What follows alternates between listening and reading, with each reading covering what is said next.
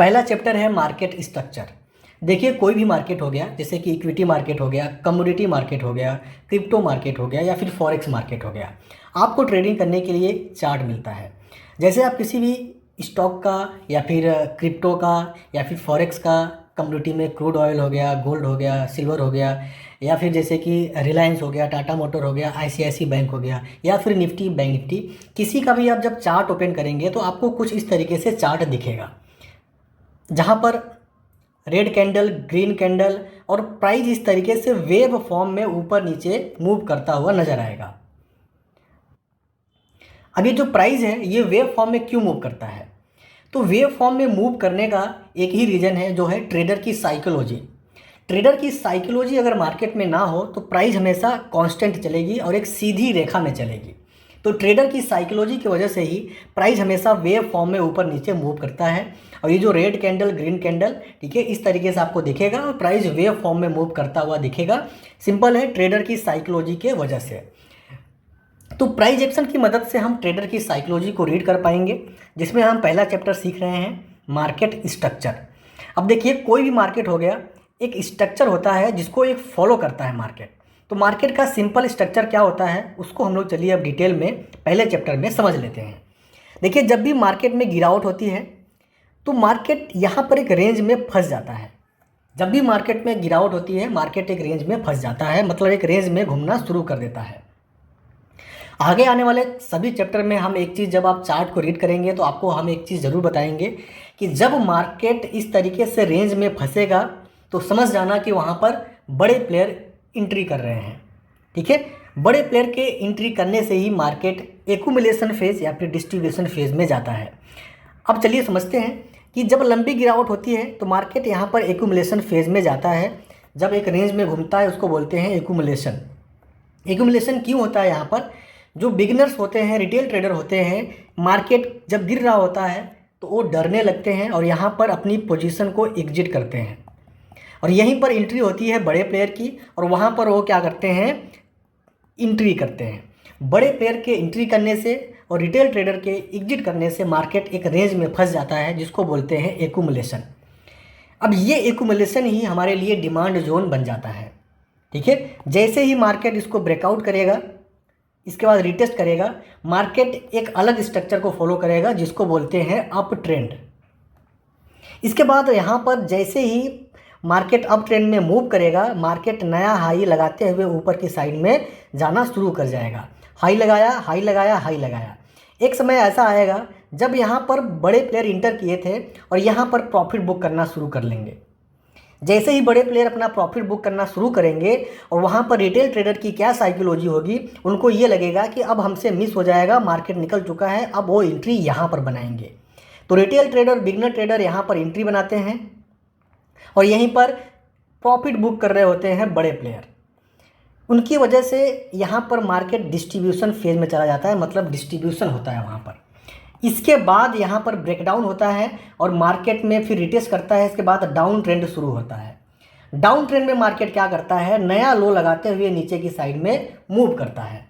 तो सिंपल ये स्ट्रक्चर है मार्केट का, जो कि आपको चार्ट पर एक बेसिक समझना पड़ेगा कि मार्केट अभी किस फेज में मूव कर रहा है।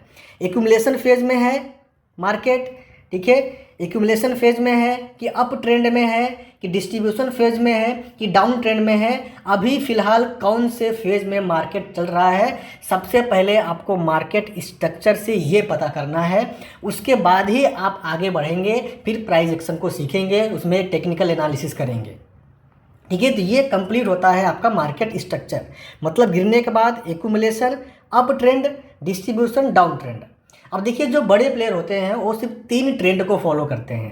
पहला जो हमारा ट्रेंड है वो क्या है, या तो अप ट्रेंड में रहेगा, ठीक है, या तो डाउन ट्रेंड में मार्केट रहेगा, या फिर मार्केट एक रेंज में रहेगा। इसको बोलते हैं साइडवेज मार्केट। देखिए इसको क्या बोलते हैं, साइडवेज मार्केट। तो हम इन्हीं तीनों ट्रेंड को पढ़ेंगे और इन्हीं तीनों ट्रेंड के डायरेक्शन में ट्रेड लेंगे, जो कि हमारा आगे आने वाले चैप्टर में ट्रेंड एनालिसिस में हम सीखने वाले हैं। अगर मार्केट अप ट्रेंड में मूव करेगा तो हम हमेशा बाई ऑन डिप्स की स्ट्रेटजी पे काम करते हैं। अगर मार्केट डाउन ट्रेंड में मूव कर रहा है तो हम सेल ऑन राइज की स्ट्रेटजी पे काम करते हैं। अगर मार्केट साइडवेज मार्केट में है तो हम यहाँ पर कोई भी ट्रेडिंग नहीं करते हैं। ठीक है, अब आपको मार्केट स्ट्रक्चर से, टेक्निकल एनालिसिस से पता कर पाएंगे कि मार्केट कौन से ट्रेंड में मूव कर रहा है। ठीक है, अब चलिए, जैसे मान लीजिए हमने अभी स्टार्टिंग में डिस्कस किया कि प्राइस हमेशा वेव फॉर्म में मूव करता है ऊपर नीचे। तो जब भी ऊपर जाएगा इस तरीके से वेव फॉर्म में जाएगा, जब भी नीचे आएगा इस तरीके से वेव फॉर्म में नीचे आएगा, या फिर अगर रेंज में रहेगा तो इस तरीके से वेव फॉर्म में एक रेंज में रहेगा। ठीक है, अब ये वेव फॉर्म में क्यों मूव करता है? क्योंकि ट्रेडर की साइकोलॉजी की वजह से। अगर मार्केट में ट्रेडर की साइकोलॉजी ना हो तो प्राइस हमेशा एक सीधी लाइन पे चलेगी, मतलब कोई मतलब ही नहीं रहेगा, एक कांस्टेंट रहेगा। ठीक है, अब चलिए मान लेते हैं कि प्राइस जो है अप ट्रेंड में मूव कर रहा है, इस तरीके से वेव फॉर्म में मूव कर रहा है अप ट्रेंड में, इस तरीके से मूव कर रहा है डाउन ट्रेंड में वेव फॉर्म में। तो वेव फॉर्म में जब अप ट्रेंड में मूव करेगा मार्केट तो हमेशा नया हाई लगाएगा यहाँ पर, फिर यहाँ पर आएगा, इसको ही बोलते हैं डीप। ठीक है, इसको बोलते हैं मार्केट डिप्स आ गया। इसके बाद फिर से नया हाई लगाएगा, फिर डिप्स आएगा, फिर से नया हाई लगाएगा, फिर डिप्स आएगा। इसके बाद यहाँ अगर हम बात करें तो मार्केट लो लगाएगा, फिर राइज होगा यहाँ पर, तो इसको बोल देंगे राइज हुआ। ठीक है, फिर लो लगाया, फिर राइज हुआ, फिर लो लगाया, फिर राइज हुआ। तो जो ये राइज होगा हमको यहीं पर सेल के पोजीशन बनाना है, जो ये डिप्स आएगा हमको यहीं पर बाइंग के पोजीशन बनाना है। तो अप ट्रेंड में बाई ऑन डिप्स, और इसके बाद डाउन ट्रेंड में हो जाएगा हमारा सेल ऑन राइज। ठीक है, ये समझ गए स्ट्रक्चर मार्केट का। वेव फॉर्म में मूव करेगा, नया हाई लगाते हुए ऊपर जाएगा। अब आगे समझते हैं कि जब भी मार्केट वेव फॉर्म में मूव करता है इस तरीके से, ठीक है, इस तरीके से वेव फॉर्म में मूव करता है, ठीक है, तो ये जो पहली वेव बनती है अप ट्रेंड में इसको बोलते हैं इम्पल्सिव वेव। ठीक है, इसको क्या बोलते हैं? Impulsive wave. ठीक है, लिख लीजिए, इसको बोलेंगे इम्पल्सिव वेव। और ये जो नीचे आएगा इसको बोलते हैं करेक्टिव वेव। इसको क्या बोलते हैं? Corrective wave. ठीक है, तो प्राइस हमेशा कैसे मूव करेगा? Impulsive wave, corrective wave, impulsive wave, corrective wave, impulsive wave, corrective wave, impulsive wave. तो impulsive wave, corrective wave, impulsive wave, corrective wave. जब ये करेक्टिव वेव आता है इसको ही हम बोलते हैं मार्केट करेक्शन ले रहा है। ठीक है, और इसी करेक्शन पे हमारा डीप आता है और यहाँ पर हमको बाई करना होता है और मार्केट नया हाई लगाता है। फिर से यहाँ पर करेक्शन आएगा, फिर डीप आएगा, फिर हम बाई करेंगे, मार्केट नया हाई लगाएगा। इस तरीके से मार्केट नया हाई लगाते हुए ऊपर की साइड में जाएगा। तो इम्पल्सिव वेव हो गया और ये हो गया हमारा करेक्टिव वेव। करेक्टिव वेव को ही बोलते हैं करेक्शन। अब आगे समझना है यहाँ पर कि जो भी हमारा जो इम्पल्सिव वेव होता है, ठीक है, ये हमेशा बड़ा होता है करेक्टिव वेव से। ठीक है, तो जो करेक्टिव वेव आएगी वो इम्पल्सिव वेव के आधे पर से ही ऊपर जाएगी या फिर करेक्टिव वेव इम्पल्सिव वेव के बराबर से ऊपर जाएगी, तब जाकर के हाई लगाएगा, हाई लगाएगा। ठीक है, ये स्ट्रक्चर होता है मार्केट का कि इम्पल्सिव वेव बना या फिर उसके आधे पर से ही ऊपर की साइड में चला जाएगा, तो ये हमारा यहाँ पर डीप आ गया, मतलब बाई करेंगे। तो करेक्टिव वेव उसके आधे पर से ऊपर जाएगा या फिर बराबर से ऊपर जाएगा।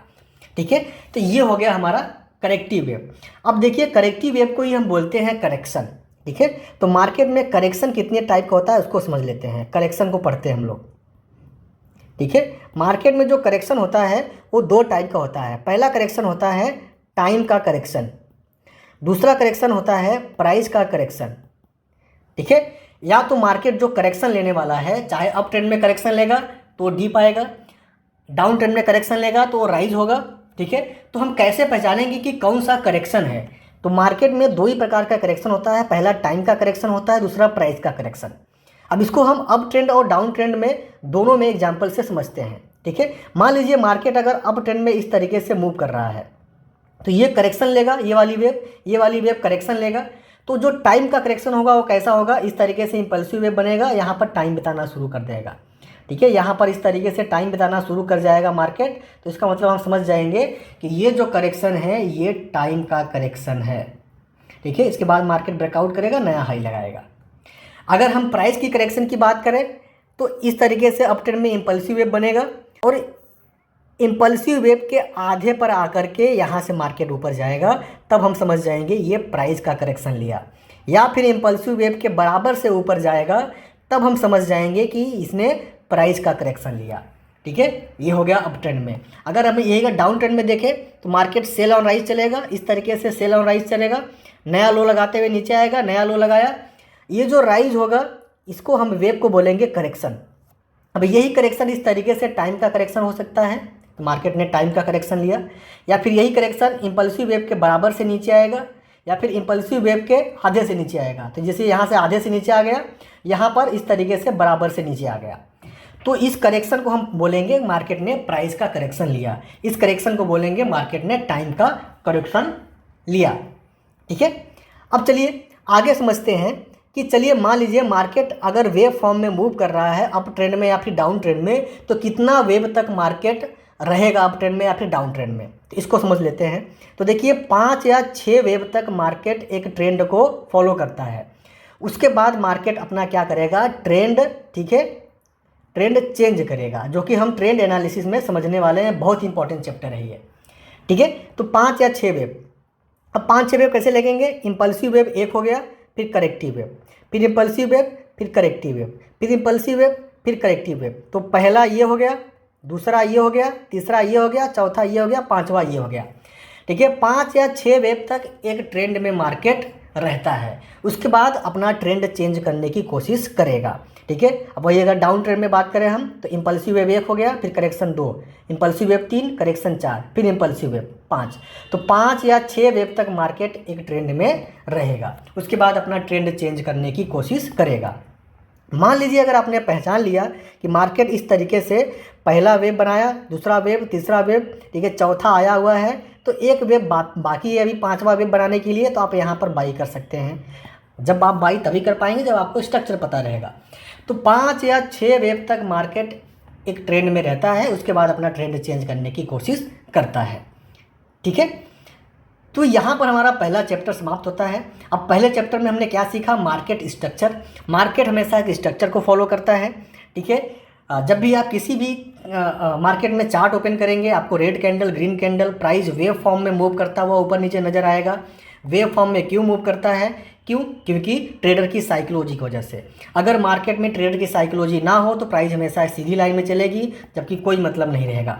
ठीक है, तो कोई एक पॉइंट पे सेल करने के लिए सोचता है, कोई यहाँ पर बाई करने के लिए सोचता है, तो अलग अलग प्रकार के लोग अलग अलग तरीके से सोचते हैं।